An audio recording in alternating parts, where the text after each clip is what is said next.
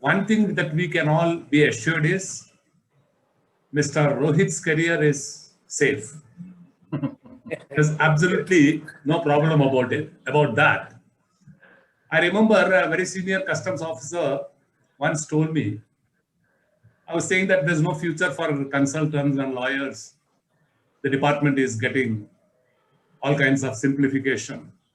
So maybe we'll all go out of business.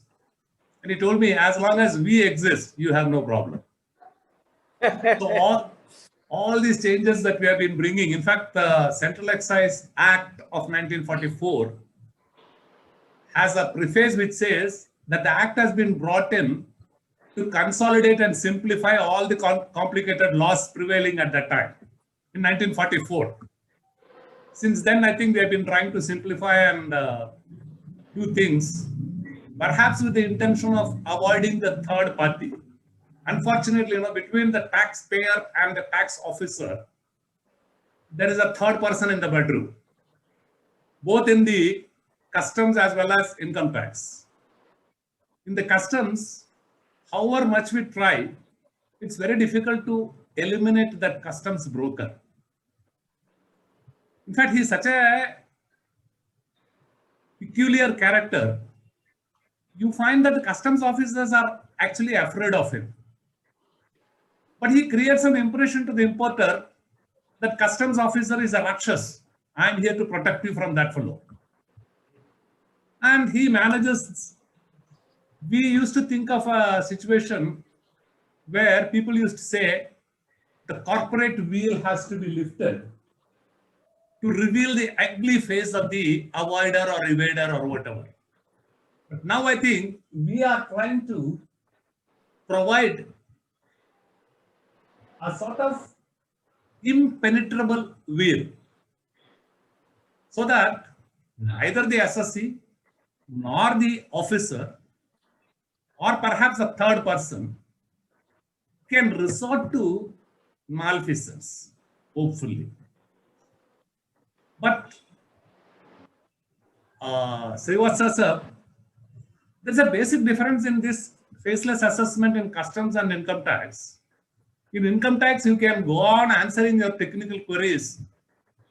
Mr. Rohit can take any number of opportunities before the so-called personal hearing where the person is not visible. But in customs, what happens is the goods are there. The damn goods attract a lot of penalty before you decide your assessment, faceful or faceless. I'm told, as Mr. R.K. Singh was saying, the scheme announced grandiose in Delhi doesn't travel that easily to the field. The field officers today, I'm told, are not very, very convenient, very, very happy with the system, and they are not very conversant also. As Mr. Dhingra was saying, they are supposed to give an order within 15 days.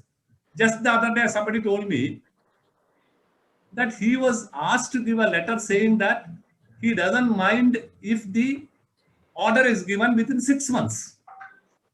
And the customs officer was trying to explain to him that I will not be able to give the order within 15 days, so you give me an opportunity to give it within 6 months. And when he gives that, he says, another letter has been taken, I don't want personal hearing. One point Mr. Rohit Jain and Srivatsa sir have not explained or not covered, and which is a doubt for me. Can we have a faceless personal hearing? In the sense, the SSC or Mr. Rohit can appear for personal hearing, but the other side is vacant. You see an image of the justice symbol or the revenue symbol. And revenue reminds me, as Mr. Srivatsa said, this assessment, it doesn't bring in much revenue.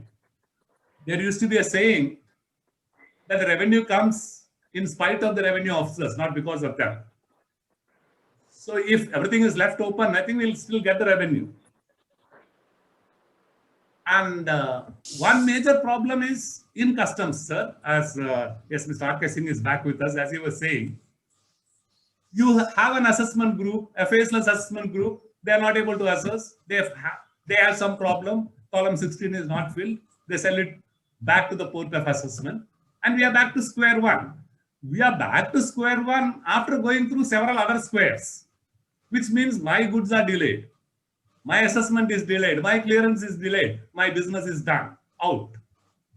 And when with this faceless assessment, another problem that should be addressed is somebody used to say in customs, if every rule, every notification, every circular, every act is to be followed, half the people will be stranded in the airports. They will not be allowed to come out. Same thing is the case with goods. If there are some minor variations, and if the faceless assessment group points out that comma is not correct, this name is not correct, and if goods are not allowed to be cleared, I think it will be very difficult. Well, I'm perhaps a little agitated about how things are happening in the field, but as most of us, as we have all said, and as Mr. Dhingra says, maybe once the attitudinal change happens. Unfortunately, this attitudinal change also we have been requesting for the last 70 years. Certainly, it's a good scheme. After all, nobody really likes to see the face of a taxman. So if there is faceless assessment, in the long run, this has to be the way of assessment. And we have seen wherever technology has replaced human beings, corruption has come down to a large extent. And if that happens, I think assessments can be better and things will be better. Thank you.